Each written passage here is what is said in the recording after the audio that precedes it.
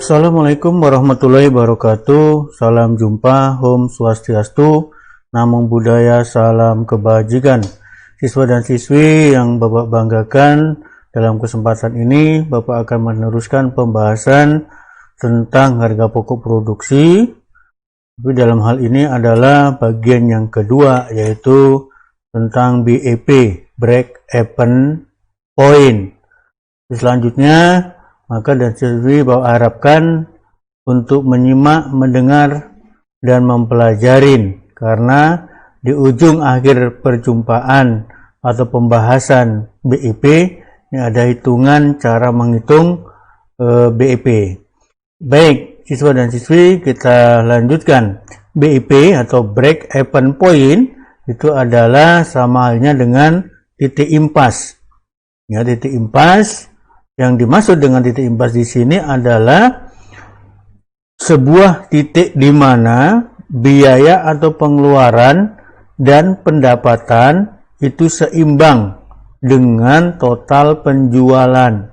Jadi kata pasarnya adalah tidak ada untung dan tidak ada rugi atau impas. Ini pengertian BEP. Kemudian kita akan masuk ke jenis-jenis biaya produksi. Nah, karena ini akan yang akan kita hitung biaya produksi ini kok bisa menjadi BEP. Yaitu jenis yang pertama adalah biaya tetap atau fixed cost. Nah, singkatan dari FC. Apa itu biaya tetap?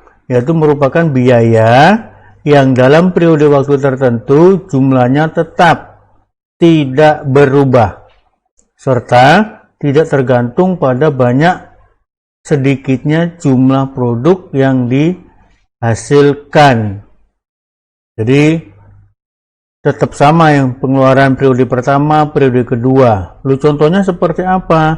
Inilah contohnya: biaya penyusutan alat, biaya sewa gedung, biaya penyusutan nilai gedung, biaya pajak perusahaan, dan biaya administrasi. Inilah yang dimaksud dengan biaya tetap atau biaya tidak berubah dalam kurun waktu tertentu. Ini untuk jenis biaya produksi. Kemudian jenis yang kedua adalah biaya variabel atau variable cost. FC.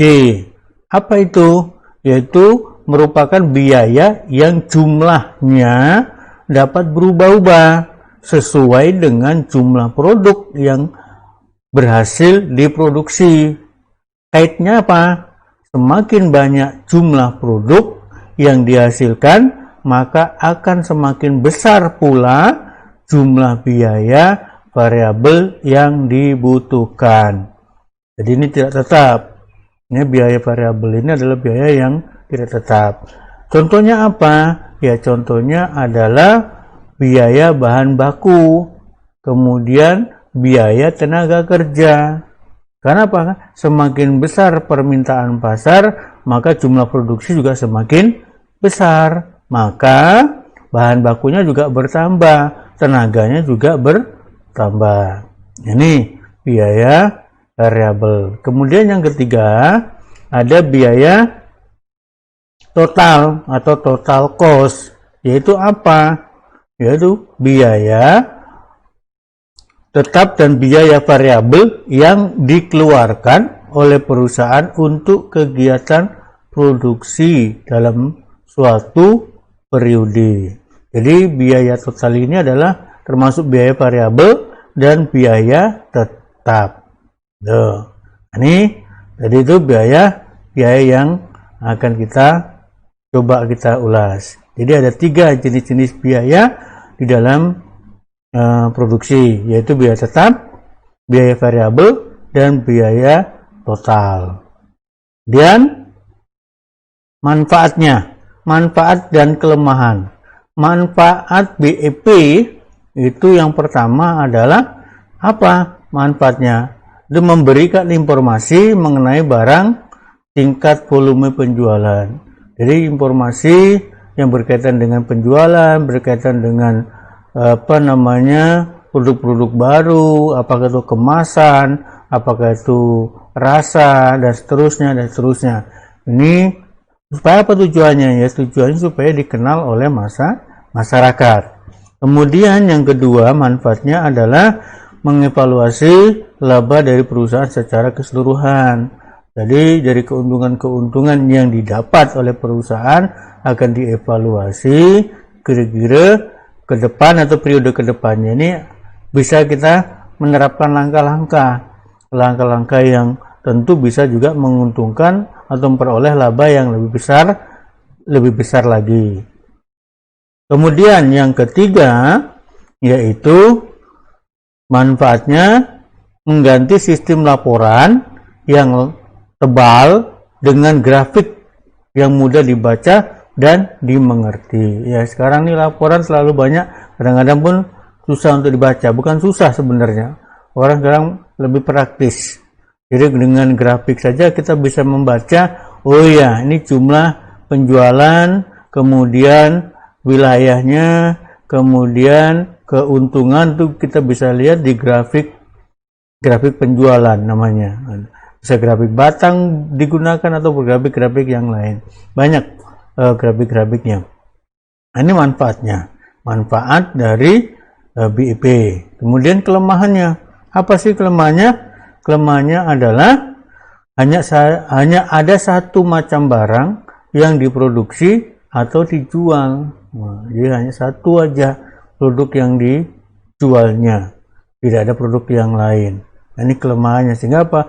Sehingga ketika nanti ada produk-produk lain yang hampir mirip dengan harga yang terjangkau, biasanya kita akan merasa tersaingi. Nah, ini manfaat dan kelemahan break-even point. Kemudian cara menghitung break-even point atau BIP yaitu ada dua cara menghitung BIP.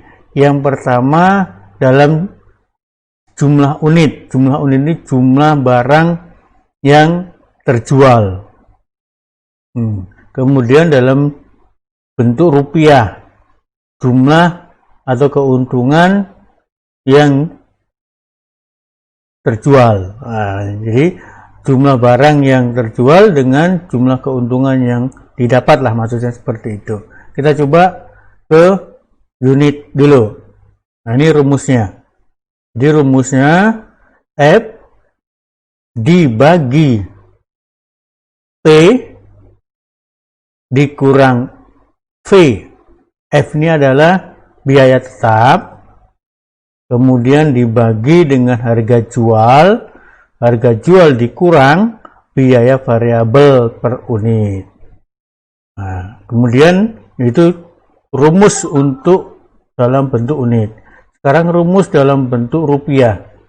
BIP sama dengan F biaya tetap dibagi biaya variabel, ya, kemudian dibagi lagi biaya harga jual dikurangin 1. Ini rumusnya. Lalu bagaimana cara menghitungnya? Ya tentu harus ada soal. Nah, ini sekarang soalnya. Ini contoh soal. Toko maju terus menjual macam-macam baju kemeja. Toko ini mengeluarkan biaya tetap, jadi F tadi ya, biaya tetap penjualan baju kemeja sebesar 50 juta. Jadi ingat, biaya tetapnya 50 juta. Dan biaya variabel atau F tadi sebesar 30.000 per unit baju. Per unit kemeja maksudnya ya. Kemudian ya, akan menjual baju kemeja seharga 50.000 per unit. 50.000 per unit. Hitunglah BIP per unit dan BIP dalam rupiah. Nah, ini dari rumus yang di atas tadi kita bisa menghitungnya. Kita bisa tahu berapa. Mari kita lihat. Ca menjawabnya. Rumusnya adalah biaya tetap kemudian ada biaya penjualan dan biaya variabel. Sekarang tadi berapa biaya tetapnya? Biaya tetapnya adalah sebesar 50 juta. Jadi dari soal ini ya, 50 juta. Tentu karena ini rumusnya P dikurang F, yang kita harus selesaikan dulu adalah untuk kita mendapatkan per unitnya, maka yang P ini dikurangi dulu yang F. Yang V, P dikurangi V. Jadi ini harga jual dikurangin variabel. Nah, jadi 50.000 ini ke mau jual tadi, harga penjualan dikurangin 30.000. Jadi berapa? 20.000. Maka ini 20.000. Ini hasil dari pengurangan 50.000 dikurangi 30, jadi 20.000. Nah, dari sini kita bisa membaginya, kita bisa tahu berapa harga per unitnya. 50 juta dibagi 20.000 itu sama dengan adalah 2.500 unit. Nah, dengan soal tadi di atas, dengan 50.000 biaya tetapnya, terus 50.000 dengan rencana penjualan per unit, dan biaya variabelnya 30, maka didapat adalah 2.500 unit. Ini untuk cara yang pertama. Nah, kemudian cara yang kedua dengan soal yang sama adalah sebagai berikut. F dibagi V, ya, dibagi P dikurangin 1. Nah, sekarang soalnya adalah jadi 50 juta nih, dibagi ini F kan variabel 30.000. Nah, kita harus selesaikan dulu nih supaya kita bisa mendapatkan bagian dari 50 juta ini. Kita selesaikan dulu pembagiannya ini. Nih, karena ini ada seperti yang tadi di sini ya, ini kita selesaikan. 30.000 dibagi 50.000. Berapa? Hasilnya adalah 0,6. 0,6 nih hasil dari 30.000 dibagi 50.000, 0,6. Masih ada satu di sini tadi. Nih, jadi 1 dikurang 0,6 ini sama dengan 0,4. 0,4. Maka dari itu 0,4 ini bisa membagi. Jadi 50 juta dibagi 0,4 sama dengan adalah 125.000 per unit.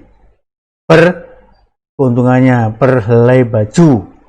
Ini 125.000 per helai baju. Nah, ini hitungan rupiahnya. Nah, jika siswa dan siswi belum paham cara menghitungnya ini, baik dalam bentuk unit, baik dalam bentuk rupiah, nah silakan nanti melalui WA atau di Google Classroom. Ya, itu aja yang bisa Bapak sampaikan. Atas perhatiannya Bapak ucapkan terima kasih. Wabillahi taufiq wal hidayah. Assalamualaikum warahmatullahi wabarakatuh. Salam jumpa. Ayo semangatnya tetap pagi. Ayo kita belajar.